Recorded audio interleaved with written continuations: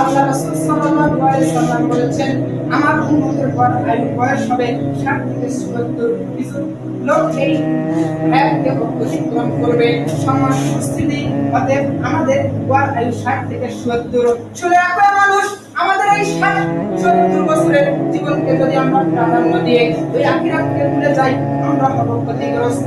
সম্মানিত উপস্থিতি, একবার চিন্তা করুন, এই 60 বছরের জীবনকে প্রাধান্য দিতে গিয়ে আমার উঠায় এসি লাগাচ্ছি, টাইলস লাগাচ্ছি, ফ্যান ঝুলাচ্ছি, কত ডেকোরেশন করতেছি, ব্যাংক ব্যাংক করতেছি, ভালো পোশাক আদি করছি, ভালো খাচ্ছি।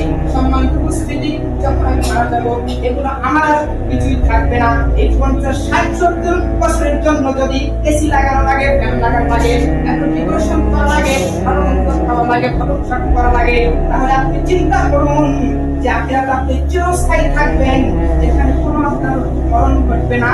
তাহলে তার জন্য আপনি কি পাঠিয়েছেন, তার জন্য আপনি কি আমলে সলে করেছেন, একটু ভেবে দেখেন। এই 60-70 বছরের জীবনকে প্রাধান্য দিতে গিয়ে যদি আমাদের এত কিছুর প্রয়োজন হয়, তাহলে যেখানে আমরা চিরদিন থাকবো তার জন্য কিছু করার দরকার আছে কি না? অবশ্যই আছে।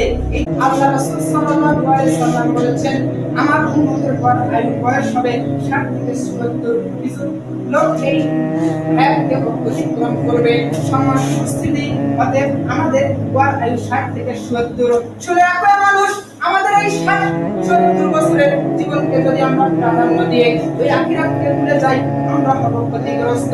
সম্মানিত উপস্থিতি, একবার চিন্তা করুন, এই 60 বছরের জীবনকে প্রাধান্য দিতে গিয়ে আমার উঠায় এসি লাগাচ্ছি, টাইলস লাগাচ্ছি, ফ্যান ঝুলাচ্ছি, কত ডেকোরেশন করতেছি, ব্যাংক ব্যাংক করতেছি, ভালো পোশাক আদি করছি, ভালো খাচ্ছি।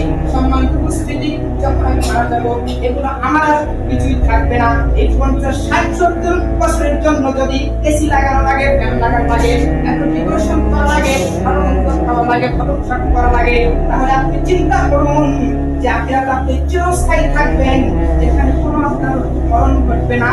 তাহলে তার জন্য আপনি কি পাঠিয়েছেন, তার জন্য আপনি কি আমলে সলে করেছেন, একটু ভেবে দেখেন। এই 60-70 বছরের জীবনকে প্রাধান্য দিতে গিয়ে যদি আমাদের এত কিছুর প্রয়োজন হয়, তাহলে যেখানে আমরা চিরদিন থাকবো তার জন্য কিছু করার দরকার আছে কি না? অবশ্যই আছে।